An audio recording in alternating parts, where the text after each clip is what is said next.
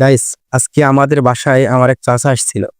তো আমি নিশ্চিত যে উনি এখন চলে যাবেন, আর চলে যাওয়ার সঙ্গে সঙ্গে আমার সাথে দেখা করবেন এবং দেখা করে টাকা দিতে চাবেন। তো আমি প্রথমে করব কি, টাকা নিতে চাবো না, ঠিক আছে? তারপর দুই একবার বললে তখন নেব। চলেন যাই, দেখি কি বলে। আসসালামু আলাইকুম চাচা, ভালো আছেন? ওয়ালাইকুম আসসালাম। আলহামদুলিল্লাহ ভাতিজা।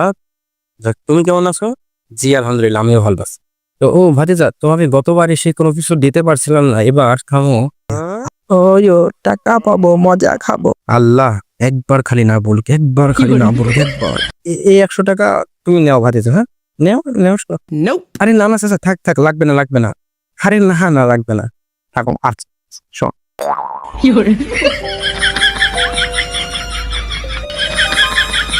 চাচা, তাহলে ভাতিজা থাকো, হ্যাঁ? আচ্ছা গেলাম, আল্লাহ হাফেজ।